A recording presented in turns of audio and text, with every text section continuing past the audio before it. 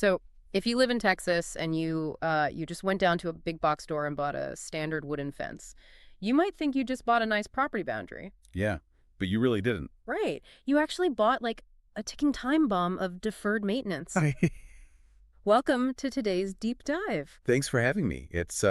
It's great to be here to unpack all this Yeah, I'm excited. We are taking a massive stack of source material today to completely redefine how you look at the perimeter of your home. because, most people probably look out their back window and just see an aesthetic choice. Exactly. Just a sequence of pickets to, I don't know, keep the dog in, give you a little privacy. Maybe you painted it a nice color. Right. But our sources today are going to show you why treating a fence as just this static decorative object is a massive mistake in long-term asset management. It's a huge mistake. Today, we're shifting the mindset. We're going to stop looking at fences as just borders and start looking at them as mission-critical infrastructure. The paradigm shift here is honestly fascinating. We're pulling from the strategic plans, the concept explainers, and site essential handbooks of Viking Fence and Rental Company. And they are a Texas-based organization with like over 30 years of experience in the field. Right? Over 30 years, yeah. And their core philosophy completely rewrites standard property management. They argue that a properly engineered fence is actually a climate strategy. The climate strategy. I mean, when you shift your mindset from home decoration to climate strategy, the entire engineering requirement just changes. It changes completely. You start realizing that the difference between a boundary that lasts 30 years and one that collapses in 5, it isn't about luck at all. Right. It's about urban engineering and material science. Exactly. But before we can even talk about how to build a resilient 30-year boundary, we have to understand the invisible environmental enemies that are constantly trying to tear it down. And they are relentless. They really are. And our sources focus heavily on a region that basically acts as the ultimate stress test for building materials. We're talking about the I-35 corridor in Texas. Right, so that's the stretch covering Austin, Dallas-Fort Worth, and San Antonio. Yeah, and that specific region is defined by extreme climatic volatility. It is a brutal, just unforgiving environment for any type of infrastructure, let alone, wood left out in the elements. You have this intense thermal loading. Yeah, meaning the materials are baking in punishing sustained heat that causes significant expansion. And that's combined with high UV volatility that degrades surfaces on a cellular level. We'll get into that in a bit. But the absolute biggest threat, the mechanism that destroys more residential fencing than almost anything else, is the ground itself. The dirt. The dirt, specifically the high plasticity clay soils of North and Central Texas. Reading through the soil mechanics in these handbooks was mind-blowing to me. This high plasticity clay has what they call a massive shrink swell capacity. Right. So when it rains, the clay absorbs water like a sponge, and it expands dramatically. And then when the brutal summer heat hits, it dries out, shrinks, and forms these massive, deep cracks in the ground. The physical forces at play there are immense. The soil is constantly shifting, heaving, and contracting. So think about the traditional method of building a fence. You dig a hole, right, and you drop a standard wooden post into the earth. Which is how everyone thinks it's done. Yeah, but I picture it like putting a dry wooden stick inside a constantly squeezing fist. That is a highly accurate way to visualize it, actually. Because of the moisture retention of the clay, the wood is constantly soaking up water, which accelerates the rot. Right. And then because of the shrink swell movement, the earth is literally crushing and shifting around it with thousands of pounds of lateral pressure. Between the biological rot and the mechanical squeezing, that post is guaranteed to snap. It's guaranteed. That specific location where the post meets the soil is referred to in the industry as the post-in-ground interface. The post-in-ground interface. Okay, yeah. And it is the primary point of failure for residential fences. The lateral pressure from the clay essentially creates a shear point right at the soil line. So if you go and buy cheap commodity-grade materials and stick them directly into that Texas clay, you might think you're saving money on the initial install. But what you are actually doing is acquiring a deferred maintenance liability. Wow. A deferred maintenance liability. You're just scheduling and financing a future failure. And inevitably paying for it twice. Exactly. So we have the soil essentially acting as a hydraulic press, trying to crush and rot the foundation, and the sun is trying to bake the surface. It's attacking from all sides. So how do we engineer a defense against that?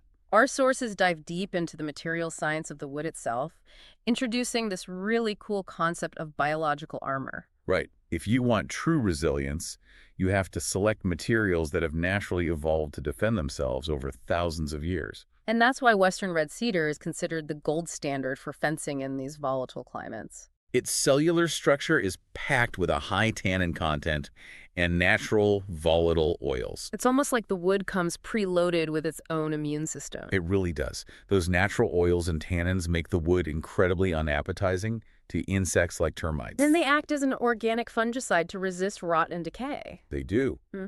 But this is where consumers often get tripped up at the lumberyard. Oh, how so? Well, not all cedar is created equal. You cannot just buy anything stamped with the word cedar and expect 3 decades of performance. Okay, that makes sense. Grading is absolutely crucial to asset management. Viking Fence actually utilizes 3 different grades of Western red cedar to ensure the lumber matches the structural load needs of a specific site. Yeah, and their premium tier is this proprietary cut they call the Big Tex Picket. Right, the Big Tex. It's available in 4, 5, 6, and 8-foot heights.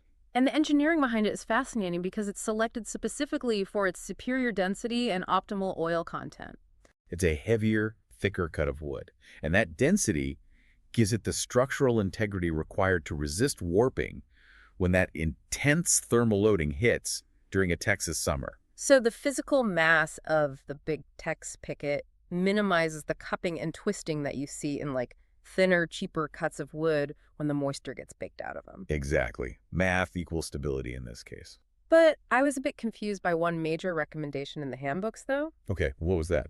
If Western red cedar is already the gold standard and it's packed with all these natural bug repellents and fungicides, our sources still insist that it has to be factory pre-stained. Yes, they do. To me, staining it just feels like an expensive cosmetic upsell. Why not just leave it raw and let nature do its thing? The answer comes down to distinguishing between biological threats and solar threats. Oh, okay. The natural oils in the cedar are brilliant at fighting off the biology, the termites, the beetles, the fungal spores. But those oils cannot fight the sun. Ah. They offer zero protection against the cellular collapse caused by extreme UV radiation. Because the sun is literally dismantling the wood at a microscopic level. Exactly. Wood is held together by a cellular glue called lignin. Lignin. Yeah, it is the structural binder for the cellulose fibers. When raw, unprotected wood is exposed to intense UV volatility, the radiation literally breaks down that lignin. Wow. The fibers detach from one another, the surface turns that dull, brittle gray color, and the board fundamentally loses its structural strength. It becomes fragile. So the staining isn't just about making it look like a nice mahogany or walnut color. Not at all. It's literally applying a commercial-grade UV filter.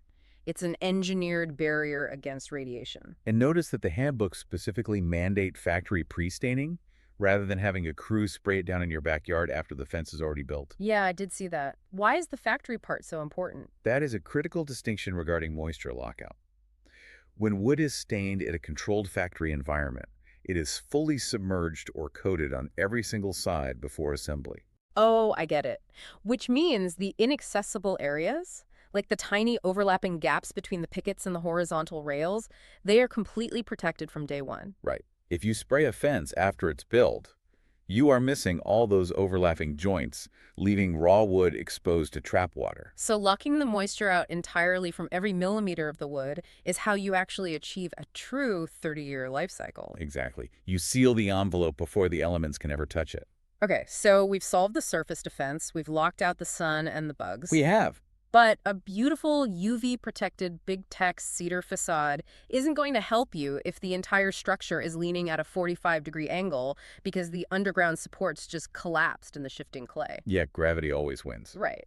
We've protected the skin, but now we need to talk about the bones. Which brings us back to that primary point of failure, Yeah, the post-in-ground interface. the interface. If you want a fence to survive decades of shrink-swell soil movement, you have to fundamentally decouple the fence's structural lifespan from the soil's moisture content. And the engineering specs from Viking Fence offer a pretty blunt solution for this. You just completely abandon wood for the underground supports. Totally. Galvanized steel pipe fence posts are absolutely mandatory. Wow, okay. Wood absorbs moisture and rots. Galvanized steel does not. By using heavy-duty steel posts driven deep into the earth and anchored properly, the lateral pressure of the expanding clay has virtually no mechanical effect. and the risk of subterranean rot is permanently reduced to zero. To zero, yeah. It's essentially like structural biomimicry. You have this beautiful organic skin on the outside, the western red cedar, beautifully stained, blending naturally into the landscape. Right, it looks totally natural. But hidden inside, supporting the whole thing, is this unyielding engineered skeletal system, holding it perfectly vertical against the forces of nature, like a cyborg fence. That's a great way to put it. But what if you don't want wood at all? Our sources dedicate a massive amount of planning to entirely metallic solutions. Oh, right, like iron fencing. Yeah. Stepping into the realm of high-security iron and metal opens up distinct categories based on the architectural load requirements of the property.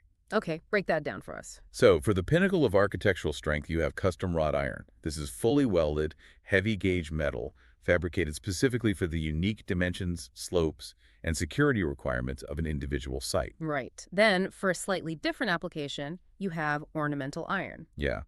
This utilizes high-durability manufactured components with consistent, factory-applied protective coatings. So it gives you that classic, sophisticated aesthetic, but utilizes standardized engineering so it can be deployed more efficiently. Exactly.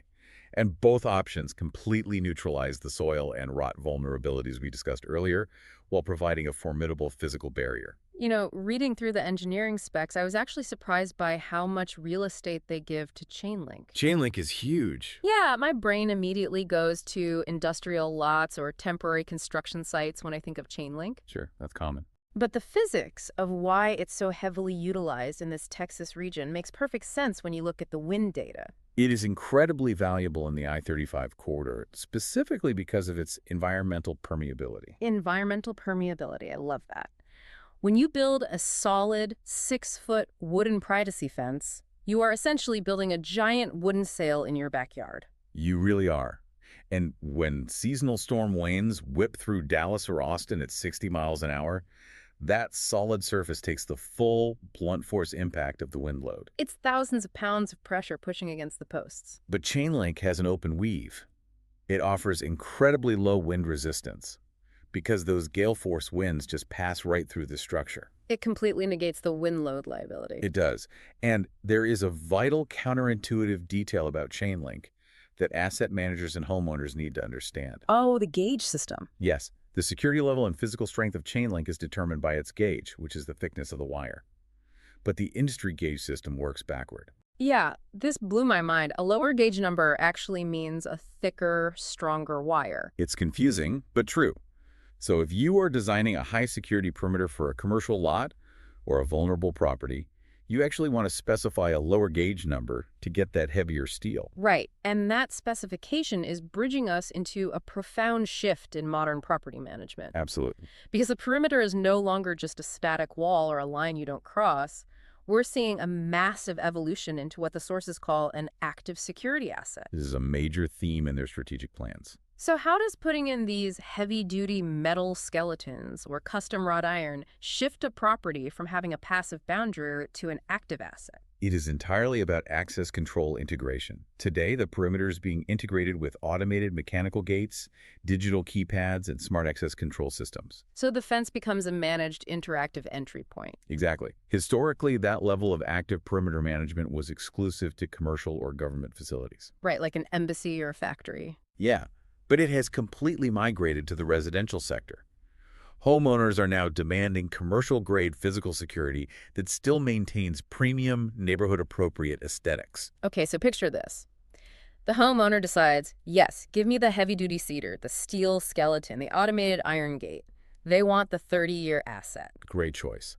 But manifesting this massive infrastructure means their quiet backyard is about to temporarily become a major construction zone. And that construction phase is where most residential and commercial upgrade projects completely fall apart logistically. Oh, really? Yeah, you cannot manifest a permanent asset of this scale without some temporary chaos. How you manage the logistics of that chaos determines whether the build is a success or an absolute nightmare. And this brings us to what Viking Fence calls the project ecosystem. The project ecosystem. To build this permanent structure, you need a massive amount of temporary infrastructure just to support the crew. You do. And the biggest risk to the homeowner or the project manager during this phase is a phenomenon called vendor fatigue. Vendor fatigue. Okay, explain that. Vendor fatigue is the logistical nightmare of modern construction management. Imagine you are overseeing this property upgrade, right? You hire one contractor to pour the concrete footings. Okay, that's what? Then you have to hire a second company to rent the temporary security fencing to keep the site safe. That's two. A third company drops off the dumpsters for the old fence debris. A fourth company is hired for portable sanitation. And a fifth company is actually building the permanent fence. I mean, just keeping track of 5 different invoices and 5 different points of contact sounds exhausting. The administrative overhead is terrible, but the real danger is the physical desynchronization of the site. Desynchronization, like the timing is off. Exactly. If the dumpster company is running 2 days late, the demolition crew has nowhere to put the debris, so the fence crew can't start installing the new posts. Wow. Yeah. Or if the sanitation company doesn't show up, you have immediate health code violations. This is a domino effect. The friction points are endless, and every single delay costs money. To solve this, our sources detail a total project approach. Viking essentially acts as a vertically integrated partner. Right, so they don't just build the permanent fence, they supply the entire temporary ecosystem. Which is brilliant. This includes site security like deploying temporary sensing and heavy-duty water barricades. And those water barricades are critical for high visibility flow management and energy absorption. Energy absorption. Yeah, particularly if the job site borders a busy roadway or a high-traffic neighborhood. Oh, meaning if a distracted driver swerves off the street toward the site, these massive water-filled barricades act as a crash cushion. Exactly. They absorb the kinetic energy so the car doesn't plow into the construction crew or the property. That's incredible. It is about mitigating catastrophic site risks. Yeah, safety first. They also manage site organization. They handle the dumpsters to keep the site safe from tripping hazards, and they provide steel storage containers. Which makes total sense now that we understand the science of UV degradation, right? Oh, yeah. You need a secure, climate-resilient steel box to protect your high-value cedar and hardware from the sun. And from overnight theft before it is even installed. You have to maintain the architectural integrity of the materials from the moment they arrive on site. Right, because if premium lumber sits in the Texas sun for a week before installation, it's already compromised. It's already breaking down, exactly. But then we get to the sanitation logistics. And I have to admit, I genuinely had a moment of confusion reading through these equipment manifests. I'm not surprised. It seems weird. It really does. I understand why a premium fencing expert rents out temporary fences to secure a perimeter and dumpsters to haul away old wood. But why is a high-end fence company deploying portable toilets, luxury restroom trailers, and foot pump hand wash stations? It feels like a completely unrelated business. It does, like a totally different industry. I completely understand why it seems like a pivot at first glance, but this is the absolute core of site synchronization. Okay, hit me with it. Sanitation is the ultimate invisible infrastructure. Think about the human element required to build that heavy-duty metal skeleton and perfectly align those cedar pickets. It requires a highly specialized, dedicated workforce. Exactly.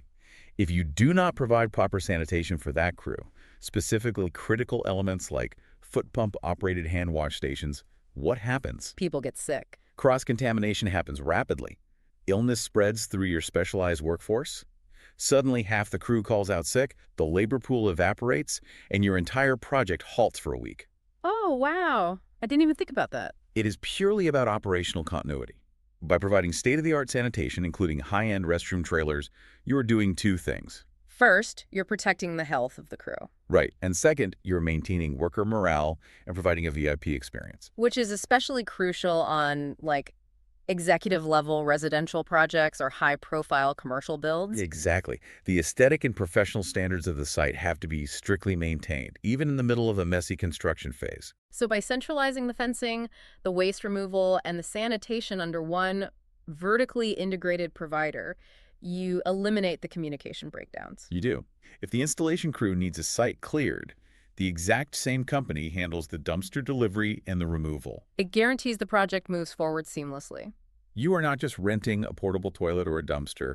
You are buying an insurance policy against logistical delays. Honestly, that is a masterclass in project management. It really is. So, to summarize this incredible deep dive we've been on today, we started by looking out the window at a fence as just a cosmetic border, a passive aesthetic choice. A simple line in the dirt. Right. But now we see it for what it truly is, A durable property boundary is the intersection of material science utilizing factory pre-staining to fight off cellular UV decay and structural engineering. Using heavy-duty galvanized steel to defeat the mechanical crushing force of volatile clay soils. Exactly. And manifesting that permanent asset requires logistical brilliance, synchronizing a complex ecosystem of temporary infrastructure to ensure the build actually happens on time. It is an active security asset engineered to stand strong for 30 years. So if you are listening to this right now, looking at your own fence and realizing it might be a deferred liability waiting to snap in the next storm, don't panic. No, don't panic. There are solutions. All the specs, engineering handbooks, and quoting tools we pulled from today are available for you to explore. You can check out Viking Fence and Rental Company's residential resources online at vikingfence.com, residential fencing information, or request a consultation directly at vikingfence.com/get a quote. And they're super accessible. Very. You can also call them directly at 1-800-252-8117, or if you are in the Houston area, reach their dedicated hub at 281-990-3608. Their Google business profile also highlights their massive regional footprint across Texas. You know, if we connect everything we've discussed today, the material science, the engineering, the logistics, to the bigger picture of our changing environment, it leaves me with a rather provocative thought. Oh, I like provocative thoughts. Let's hear it. Considering how extreme weather events, intense thermal loading, and climatic volatility are steadily increasing on a global scale, will the concept of residential fencing eventually evolve to require strict structural engineering permits everywhere? Wow. Everywhere. Yeah. As environmental stressors grow, we might be fast approaching a future where the line between a simple backyard fence and a commercial-grade fortress disappears entirely. That is wild to think about. When the weather starts acting like a sledgehammer, your backyard better have a metal skeleton. Think about that the next time you look out your window at that passive boundary. Until next time, keep diving deep.